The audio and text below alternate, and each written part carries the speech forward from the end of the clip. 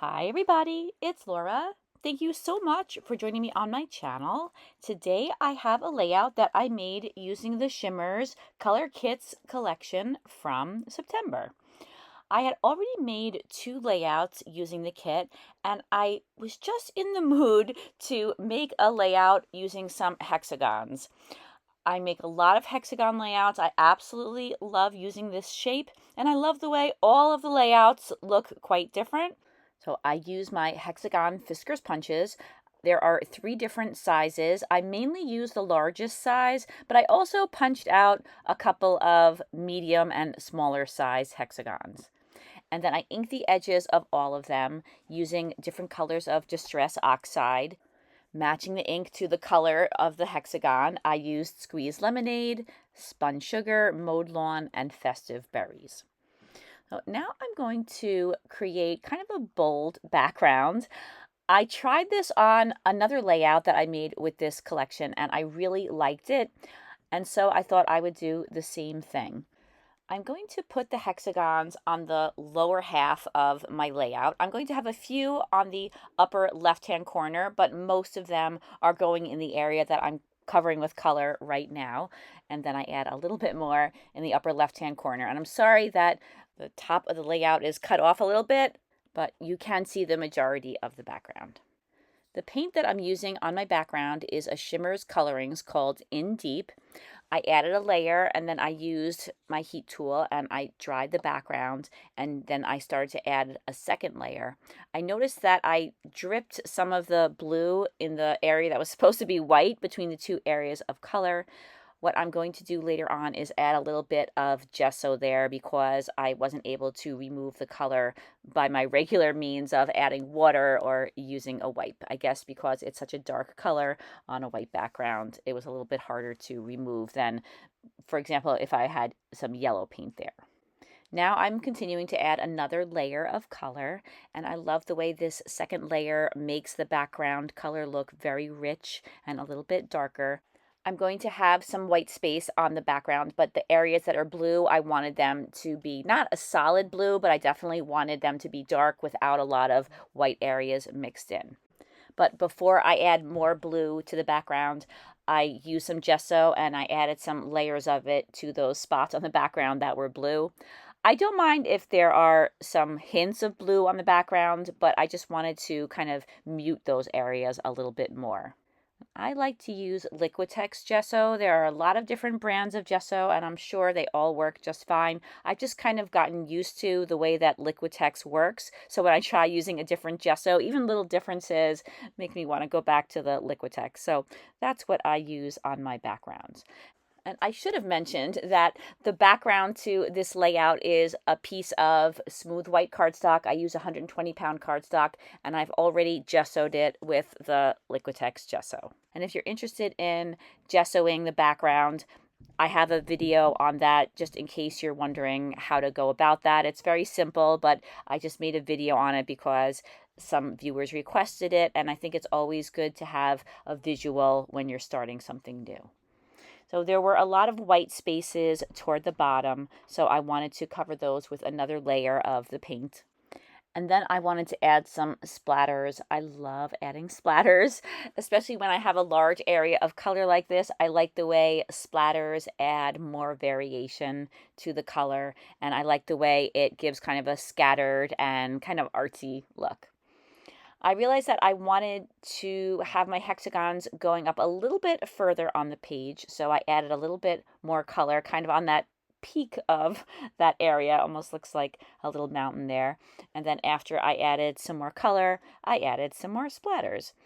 And then there are still some white areas on the background, and I don't cover up every last one of them, but I do add yet another layer, again, hoping to make the color a little bit more rich and make it kind of a solid-ish blue and cover up more of those white areas. I was very happy with the way this color looked. I think because I really love the color royal blue. I just think it's a beautiful shade of blue. I think all the shades of blue are really pretty, but royal blue is one of my favorites. After the background was dry, I decided that I wanted to add some stamping to it.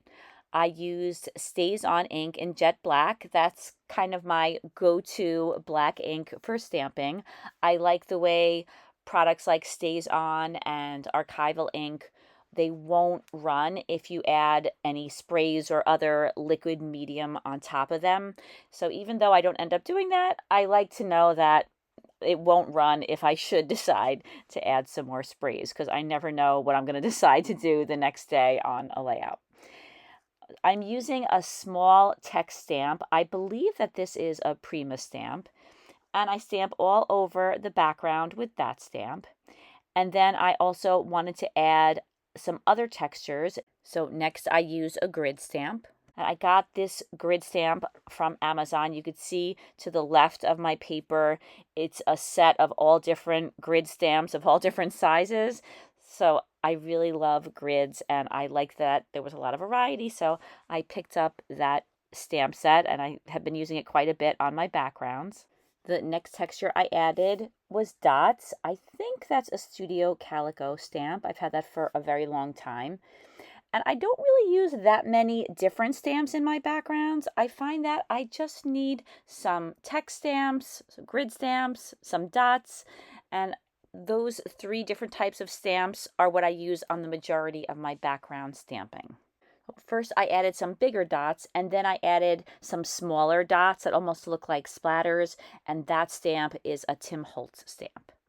And then next, I wanted to add some modeling paste to the background, so I used a stencil for that. At the moment, I cannot find the packaging for this stencil, so I will put the information in the description box in case you're interested in purchasing it. I like the way this stencil is a bunch of dots in kind of a random pattern, so I'm not adding any clear pattern to my background, but I do add a little bit of interesting texture to it. And you could use any modeling paste. I happen to have some Master's Touch modeling paste. That's from Hobby Lobby. But like I said, any modeling paste will do. So now my background is totally dry, and I'm bringing back those hexagons that I punched out earlier. Earlier in the video, when I was making these hexagons, I neglected to mention that I not only use my punches to punch out some pattern paper shapes, I also punch the same shapes out of some 80-pound white cardstock. So I have 2 layers of the cardstock hexagons, and then I put the pattern paper on top, and this gives the hexagons a little bit of dimension and makes them a little bit easier to work with for me than just having those flat shapes. As I'm spreading the shapes across the area where I have the blue paint, I'm trying to spread the shapes out so that I don't have too many of the same color too close together. And I also wanted to leave some areas where there weren't any hexagons, where you could just see the blue background. However, those will change over time. You'll notice that they move around on the layout. Whenever I'm making a layout like this, I tend to move a little something around every time I walk by it. So I try to film the majority of the process of me creating my layout, but there are times that I just move things around when the camera isn't going. So if you see some shapes jumping around, that's why. This is the photo that I'm using. I'm using it along with a frame that was in the embellishment pack. This is a photo of my dog, Rory, and she has a little red bandana on her head, and I really think that red is her color. I think it goes really well with her black and white fur, and I just love the expression on her face. I thought she looked so cute. This is one of my favorite pictures of her. So I thought that this would be the perfect opportunity to scrapbook it because there's a lot of red in this collection. So I mounted it behind the frame, and then to make it stand out a little bit more, I grabbed a scrap of red cardstock from my stash, and I made a little border going around the outside of it. And I think that this color of red goes really well with the heart that's on the frame. Next, I added some thick white cardstock. This is 120-pound cardstock, the same cardstock that I use for my backgrounds, to the back of the frame.